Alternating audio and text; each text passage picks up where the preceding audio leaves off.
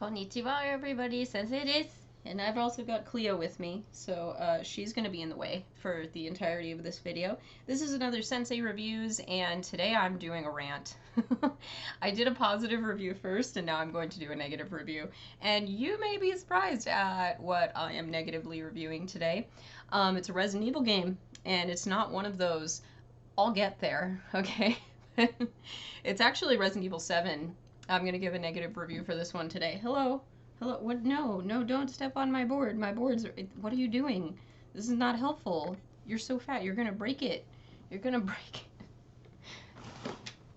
it. Excuse my fat cat. Okay. Can we not? Let's not. Let's go down. Yes. Okay. Anyway, the board... Hello, autofocus. Okay. The board I'm going to show you, she was literally stepping on. So anyway... Start over. My reviews are going to cover the story, the characters, the art, the music, the gameplay, and I'll give an overall score. Basically, like, would I recommend it to a friend?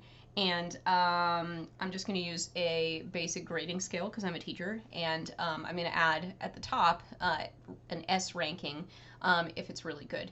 And we're not going to have any of those today. I'm gonna do that. So a couple of disclaimers. First off, spoiler alert, I am going to be talking about the story and things that happen within the game Resident Evil 7. And... What? Sorry, she meowed at me and distracted me. I feel like it's rude if I don't talk back to her, so do excuse me. And then, what else? I have played all of the mainline Resident Evil games. I have been here since the beginning, so I do want to say as a disclaimer that I feel like I'm relatively practiced as a Resident Evil fan and person who has played the games. And we've had some good times and we've had some bad times, and she's stepping on my board again. Kisses. Anyway, so I'm coming from a place where I've played the whole series and some of the spin-off games. What are you eating? God, she's so much trouble. Come on, here. She loves plastic bags. Take the plastic bag. Go. Anyway, she has a weird obsession with plastic bags. Anyway, so yeah, I definitely have, you know, some favorites for the Resident Evil games and some favorite characters and pairings and all of that stuff. And we really aren't going to get into that today simply because Resident Evil 7 has kind of new people, you know, to the story and everything else. So, anyway, without further ado, I'm going to start reviewing Resident Evil 7. Is there a nickname for Resident Evil 7? I couldn't remember earlier today, but anyway, Resident Evil 7, the one that takes place in the South. Okay, I thought it's too bad that I started doing my my playthroughs of video games after I played Resident Evil 7. I did it like a blind playthrough for Resident Evil 8, and it would have been really funny for you guys because, oh man, I was terrible in the first like 30 minutes of the game. So let's talk about the story. You're Ethan Hawke Fitzgerald Winters, and he is boring. He is part of the character, so we'll get there, but he's looking for his wife, Mia, who has a very terrible alibi for being gone so long, but she's been gone for a while, and we have to go find her. We only have, like, a place to look. That's it. I don't know. Did they tell us where we are? We're just in the American South? Is it, like, Louisiana? I don't know. Somewhere in the South. Anyway, so... we get into the house. This game was really built for like the VR, and I did not play it on VR. So you can definitely tell that when you're playing the game. But anyway, so we're first person as Ethan, and you immediately meet your objective. So very quickly you find Mia, and she's crazy. She's kind of trying to lead you out of this house, and I have a lot of strong emotions. This is why I'm telling you about this game, because I have a lot of strong emotions. So first off, okay, Mia, freaking Mia, that I am here for her, okay? I am here for her, okay? And she goes crazy, and this is not avoidable. This is something that automatically happens no matter what you do. She will cut off your hand, okay? And I was like gobstopped when that happened. It's just like, I need that. Why you take that from me? And I kind of have been mad at Mia ever since that moment. Because she was very like hot and cold, very bipolar, and she'd be like happy, you know, you're my husband, yay, like 1 minute, and then the next minute she'd be attacking me with an axe. So, I have trust issues when it comes to Mia. But anyway, so after this section, you wake up and your hand has been magically grafted back by the Baker family, and you have like this weird little watch, and I think that that's how they tell you like how your status is or something. I don't remember. It's been a little while. Anyway, so you have to run away from the Bakers. They try to force feed you some icky stuff. I could make a joke about Southern food right now, but I'm not going to. I like to eat healthy food, and I'm a vegetarian, and it looked really disgusting, the food that they tried to force Ethan to eat, and like just at that moment, like something happens and they have to go. So anyway, the Bakers, we're running from Jack, which is the dad Baker. Jackson, I'm gonna call him. Anyway, so Jackson Baker is gonna chase you for the first part, and you're kind of running around hiding, really. And we meet like a cop who's gotten called in for something. And then anyway, so I'm telling you this part very detailed because of my experience. So towards the last part of running from Jackson Baker, there's this thing, and I didn't know that it was an option. I accidentally triggered it because I suck. So he can cut off your foot, and he cut off my foot. So literally within the first hour of the game, I've lost 2 appendages, and I wasn't very happy. Like, I was not happy about this. And then he just throws like a first aid like liquid bottle at you, and then he's like laughing at you as you like put it on your like decapitated foot. I don't think decapitated is the right word for something that's not your head, but anyway. So, and you just like boop and put some junk on it, put some first aid liquid on it, and then you're fine, and it stays. And I was sitting there, like I said, I've lost 2 limbs. I hate my wife, and like, this works? And I was like, that's like, I'm not a doctor. I'm not a doctor. I'm a Japanese teacher, but really, like, really. Anyway, so I was not incredibly happy at that point. So anyway, we get access to the larger Baker mansion, house, property, I don't know. And we find somebody who's helping us, we find out, is Zoe Baker, which is the only redeemable character in this game. And then, we basically are dealing with Jack first, Jackson, and then we go to another house that's a bit smaller, and it's kind of infested with bugs, and that's Marguerite Baker. And then after we deal with her, we deal with the son, Lucas Baker. And all of these sections are a little bit different. And then, I don't know, where do we go after that? We go to the boat, we fight Jack again, we go to the boat, do some stuff on the boat, and basically Mia's a liar. I don't trust her because she's a liar. I have a thing about this in this particular series. Ada is also a liar, and I don't like her either. We'll get to that on another day.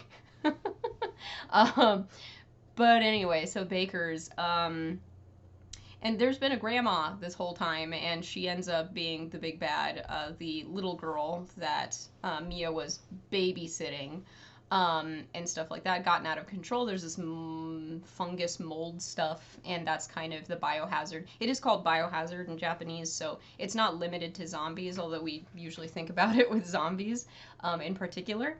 So anyway, and we get off of the boat. I survive. Ethan survives, despite my best efforts. And let's see, what else? I don't really remember. Oh yeah. Okay. We're actually back at the house somehow, and we fight Evelyn, who's kind of psychic, which does, I don't know, like, the mold doesn't make sense to me. I think we go through like tunnels or something, like underground for a bit, and end up back at the house. I don't know. Anyway, we made it through. We beat up Evelyn, and we win. And Chris Redfield shows up. So I don't really want to go into Chris Redfield, but he said Chris Redfield, and that's the one of the first protagonists of the Resident Evil series. So everyone was like, "Oh my God, it's Chris Redfield!" And it didn't look like Chris Redfield because the last time we'd seen Chris Redfield, he was like super roid rage. And that's when the series was a bit silly. So anyway, that's kind of the story in a nutshell. As far as the story goes, I think that it was decent. It was small in its scope, which I think the problem with the series 4, 5, and 6, and yes, I'm including Resident Evil 4. Yes, we will talk about it another day. But yeah, they had gotten too big, I think. So they were trying to like make the scale smaller, and I think that that worked, but it also felt like too short to me. I just didn't feel like there was enough content because, of course, I'm going to go back through, I'm going to replay, I'm going to try to get all the weapons and all of the secrets and stuff like that. That's part, like, the replay value is part of why you're there. So I just felt like, in general, it was too slow and too short. And it really felt small. And I don't think that was great. I think they rectified this when we did Resident Evil 8 with the village, but yeah, it felt kind of small and short. So I do think they were moving in the right direction. I feel like they had a lot of sort of Resident Evil tropes. And really, I think in their mind, they wanted to get back to the genre they created, with the Resident Evil games, which is survival horror. So I think that we were moving in the right direction, but I don't think they found their footing yet. And I really do think that the story suffered simply because of the characters. I did not care about anybody. I cared about the police officer and I cared about Zoe. Like, that was it. I didn't care about anybody else. And I was just like waiting for them to die, like waiting for something to get them. Like, I was not happy. So anyway, I think the story had some merits. I think it had some good points. It, had good atmosphere and stuff like that, which helped me engage in the story. But I don't know, the setting was not scary. Like, the American South to me is not automatically creepy. I think they have good folklore in the American South that can be used, but it's more like ghosties, like haints and stuff like that. And I mean, there could be creepy stuff, but I just like inherently when we had the setting and they're like, it's the American South, and I was like, it's not scary. So I didn't initially or after the game find it scary at any point, and it felt like kind of jokey. This is made by Japanese people, right? So I didn't really, it felt like a stereotype. It felt like a parody. It didn't really feel like, what are you doing? Stepping on my board again. I'm going to use that, like, literally right now. Literally right now. Okay, if I just move it, are we fine? Do you want to just sit there? You want to just sit there? Is that where you want to sit? You were sitting behind me so well, and then you just kind of stopped. Okay, anyway. You're not done yet. You're not done. Can you go down? Can you go down? Come on now. Okay, all right, you're going to sit. That's fine. You just stay there, do your thing. I'm going to stay over here. Okay. So anyway, gosh, I gave it a B earlier, but I'm not even really that impressed. I think it was engaging enough. I'll give it a B. I'm okay. I was really happy when we got to the boat. The boat part felt better. But anyway, I'm just going to go B for the story. It's above average. I think it was engaging, but I don't know. I'm not sold. I'm not sold on the story. Did I surprise you? Okay, let's talk about the characters. Holy heck, the characters. Okay. Oh, I just need to compose myself. All right. Ethan. I don't like Ethan. I'm never gonna like Ethan. Ethan's an idiot. I don't like being characters that are idiots. Like, he's so dumb, and like his wife cut off his arm, lied to him. Like, he knows it's not true. He knows she's messing with him, and he's just like, Mia? But Mia? And like, he just has no personality. I know that they were doing VR and they were trying to like let us feel immersed, like making like an everyday kind of guy. We didn't even see his face in Resident Evil 7. It took us till Resident Evil 8 for us to really see what Ethan looked like, and he looks like a boring guy. It's just what he is. He's a boring guy. So I was not invested in Ethan. I'm still not invested in Ethan. In fact, when I was playing Resident Evil 8, I was so angry that I was playing as Ethan because like he's not funny, he's not exciting. He's just like, "Okay, gotta go do the thing. Let me go do the thing." Right, Cleo? Anyway, so super boring. I don't like Ethan. I'm not a fan. Currently, the most recent Resident Evil game was Resident Evil 8 The Village, and again, spoiler warning. But yeah, Ethan, like, supposedly dies at the end of Resident Evil 8, but he has the mold, which is the thing from this game, and, like, it's like a fungus, so it just kind of, like, keeps reproducing itself, so he's like a mushroom man, and I don't know... I don't know how he's supposed to be dead. Like, there's a thing in Resident Evil, like at least among the fan community, like I never believe anybody is truly dead in the Resident Evil universe because it's a little cheesy, and they're like, haha, look at this person's back. You know who should have been dead forever? Ada Wong. Anyway, moving on. So I've got Ethan, who's not a winner, and he's our main character, and then Mia. So Mia has like mold, I guess. She's got the fungus. And I don't know, like, I don't understand how the mold works, and it sort of makes people crazy. Mia was part of a small team that was dealing with Evelyn, and Evelyn is like the originator of the mold or something. And I don't remember why she's old and then young, but anyway, when she was with Mia, she appeared as a small girl. And yeah, I don't think she's an organic life form. I think she's like made from the mold or whatever. But they were like trying to keep her under wraps and stuff like that. Obviously not successfully. And the ship that they were on basically crashed in the bayou that's near the Bakers, so that's how the Bakers got involved. Anyway, so Mia, she told our guy Ethan, to go to like stay away, basically, that she's in trouble, stay away. Okay, but there was like another version of her that was like the evil mold version that was like, please come and get me. And that's the message that we got. So Mia, like, I don't get her, and I did not trust her. She cut off my hand. Okay, I did not forgive her after that. And you have a choice, sort of towards the middle of the game, and I do heavily criticize the choice that they give you. So you beat Jack Baker, and we're trying to find the cure for the mold, and there's only 2 syringes. And I don't remember what happened, but like maybe we had to use one on the boss or something like that to stop him. I think that's what we did. And then you have to choose who to give the last vial to. So you can either give it to Zoe, who's been a super helpful person, or you can give it to Mia, who chopped your hand off. So I'm sure that you can guess who I chose. It wasn't Mia. And I stand by my decision. The game gave us a non-choice, which I think was really rubbish. I really disagree with that. So the thing is, if you pick Zoe, which I did, she immediately gets killed, which is garbage. And then you're stuck with Mia anyway on the boat. And then if you pick Mia, she's like, I'm so happy you picked me. And then she attacks you, or something attacks you. See, in my head, I'm like, she attacked me. But, and you know, I think something attacked you on the boat, and you end up in the boat. Okay. Little boat, big boat. So anywho, Mia, not a fan. You find her at the end of like Resident Evil 8, and I was like, oh great, it's Mia. So I was not thrilled. And I'm pretty sure she survives, and I'm like, you don't deserve that. I'm really harsh towards fictional characters, so my apologies. I'm not a Mia fan. So we're like 2 strikes down. We're 2 strikes down. Okay, so let's take a look. Like I said, I think Zoe is redeemable.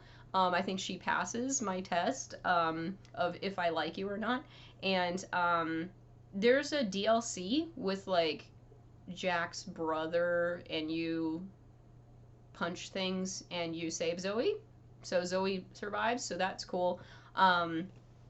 So anyway, Zoe does end up living, which is happy. I don't know if we ever figured out what happened to Lucas, but we'll get to him in a minute. So let's go through the Bakers in the order that we see them. So Jackson. Jack Baker, apparently the Bakers are like actually chill people, but the mold made them crazy, and stereotypes. I don't know. So Jack, I think is very memorable, like him sort of pulling you, like, and again, you're in first person, so you see the cameras like, and punches you. And he's like, "Welcome to the family, son." I could not play this game in Japanese. Like, I tried to, but it just sounds so funny in English. I think they did a good job, but like, oh, okay. Anyway, so Jack is fine. I didn't really have any issues with Jack. He sort of trods around, and I think his boss fight was interesting, but again, all of the Bakers were like such a stereotype that it was really hard for me to take them seriously. I had a lot of trouble. So I was not scared of Jack at any point. I will put it that way. And even when he turned into sort of a very stereotypical like giant eye monster, very Resident Evil fashion, I was just like, whatever. And he was still sort of talking like the family. Anyway, so I think that just for meme value, like, I enjoy Jack Baker, but that's about it. I think Marguerite Baker, her section was kind of like a stealthy section, and you had to fight bugs, and bugs are icky, and she's like an icky bug lady. So she surprised me a couple of times, I'll say that. And you really had to move carefully and hide from her and stuff like that. So, again, I'm sure that before the mold she was a nice lady, but she's just kind of there. I did like that house. I think that house was better than the main house, because it had bugs everywhere and that was creepy. But anyway, okay, she had her lamp or whatever, neat. And then Lucas's section, I died a lot, because I die a lot during those kind of sections. I like the puzzle section. I think that was one of the more interesting parts of the game, where like we're legit doing puzzle time. So I really liked the happy birthday section of the game, and I thought that was really fun and interesting. On replay value, not so fun, because you're just kind of running through the motions, but it was fun to figure it out. Lucas is a tool. Like, I'm not impressed with Lucas. I think he's a joke. And I think he's played as a joke. He's kind of like very much, compensating because he feels like nobody respects him and stuff like that, and he's trying to be like the big man and murder people and whatever. He was lame. I didn't like Lucas. Especially those, like, I tripped over so many stupid wires, and like, what was it? There were like the barrels that you could like destroy to get items, and he like made them explosive, and I was like, you little, like, I was not pleased. Anyway, but I think that section was cool, like, overall. But the whole time I was just like, I'm gonna get you, Lucas. I don't like you. Anyway, which I guess works. I don't know. And then I guess Evelyn is the other character that we can talk about. And I think it was a good twist that she was the grandma and she was like following you around the whole time. But I don't understand Evelyn, and like, she's a mold child and she's angry at her existence, and I don't know, it's just pretty boilerplate. I didn't really care much about Evelyn. So anyway, I think that the villain cast was kind of blah, overall. And, especially when, Jack Baker was gone, I feel like he was the real threat, and Evelyn was like, aha, I'm gonna cheat and use my psychic powers to blow you back. And I was like, what do I do? Like, literally, what do I do? Anyway, I think you guys would enjoy me playing the first time Resident Evil 7, because I felt like I should be talking to somebody about my experience. Anyway, characters, I'm gonna go with C, because I think they're average. I don't think there's anything super exciting about any of the characters or super memorable. They're just there, and they did their thing, and that's it. Okay, as far as art is concerned, in a Resident Evil game, I really want it to be creepy. I want it to be atmospheric. I want it to, like, make me uneasy. and I did not feel that at any point.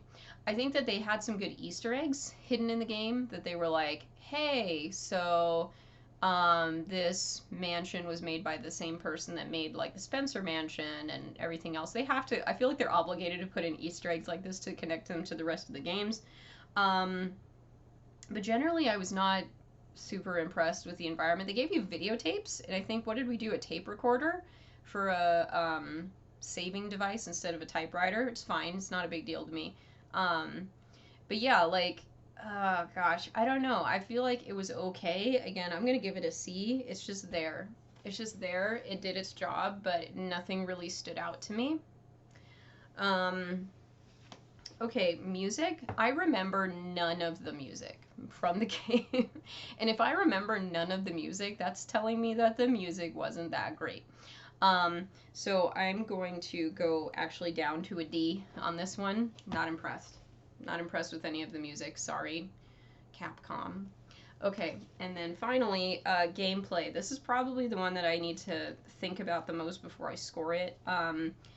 Because this was a big departure from the previous 3 entries that were more like action kind of diet horror, where they really wanted you to feel immersed with the first person perspective. And like I said, Jack sort of yanks you around. You don't know when he's going to do that. And anyway, and we didn't get to see Ethan, sorry. I don't even know his name.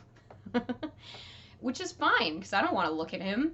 He's dumb. Anyway, but yeah, I feel like there were some nice gameplay sections. I liked Marguerite's side house. I liked Lucas's portion. Like I said, the game just felt too short for the gameplay. I really wanted, like, I don't know, 3 more sections or something like that. And I got that in Resident Evil 8, but I did not get it in this game, where it was just a bit short. You still have your basic Resident Evil stuff. A new feature was like this. Not like that that you would like put your hands up to defend yourself. And of course, I'm offense minded, so I never did that. But you need to for certain sections. Anyway, there were not a lot of enemies. That was another thing on this game. Small scale, not a lot of enemies. You had these like moldy monsters that would pop out of the wall if there was like mold there. And they were relatively challenging to take down. They would, you know, sort of like the original zombies of Resident Evil, like, you had to unload a ton of ammo, you know, to be able to take one down. Of course, as you do replays and you get better guns and stuff, you know, they go down easier. I think that there was some weapon, I don't remember which one it was, but it was like basically a one-shot, that you could one-shot them. And of course you get the Magnum, you know, that's the ultimate gun in-game. And then if you do all the very difficult stuff, you can get a rocket launcher. My child. But anyway, so I think that it had some of the, you know, survival horror elements that they were trying to get back to. They were trying to make it more like on the ground, more personable, you know, and everything else. And you got some, what I want to say, like literature, like you'd find pieces of paper and hints and stuff like around at the story and kind of what's going on. And the videotapes were an interactive element, so this was unexpected when I played it, where you'd get a videotape and you'd have to go to the videotape player, and then you'd actually have to play through that section, which I thought was kind of nice. The first house that's not the Baker house, that you get to as Ethan, and the sewer gators, I don't remember what they were called, but the people who go look at haunted houses and died, those guys, they went, and you're there at the beginning, but then you're at the Baker house. I don't remember how this place is connected, but anyway, that house, and going through that place was nice. That was like, it felt like a legitimate horror experience, so that was nice. I think the boss fight with Jackson was perfectly Resident Evil. No issues there. Yeah, I don't know. Like, running around the boat was fine. I liked running around the boat. Like all the different levels and stuff. And that had some good atmospheric elements to it. So I really liked that section. And she got a sticky note. Look at you. You got a sticky note. Congratulations. Anyway, probably the gameplay was the strongest part of the game, like for me. I easily think that was the best section. So I'm actually going to do something very nice for this game, and I'm going to give it an A for the gameplay because I think the gameplay was great. I don't think it was the best thing ever. I think they really were learning at this point what they want to do, and you know they really perfected it later. Hi.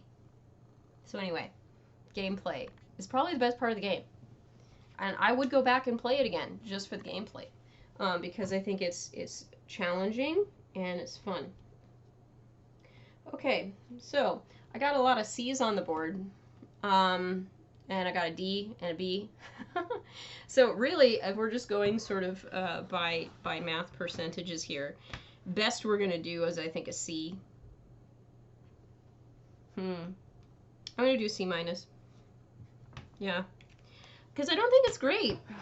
I think it's there. I think it works. But I definitely think it's not a very fun experience that I would want to go back and do again, just because I'm not invested in anybody. And I've played the game, I know what happens, and I'm just like, do I need to do that again? And I don't. I think the choice was really stupid, and it was a false choice, which just makes me angry.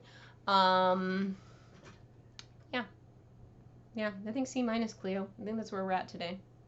So anyway, if you love this game, I'm sorry. I would not recommend it to you. I would just say play Resident Evil 8 because it's better. And it doesn't take place in the South, which is not scary.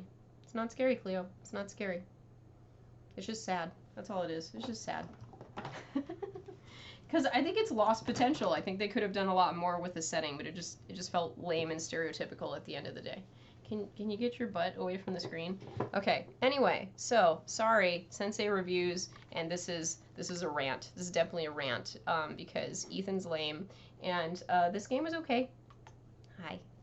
That's nice. Those nice kisses. So anyway, this has been Sensei and Cleo, and feel free to come at me in the comments. I would love to debate this with you. This is just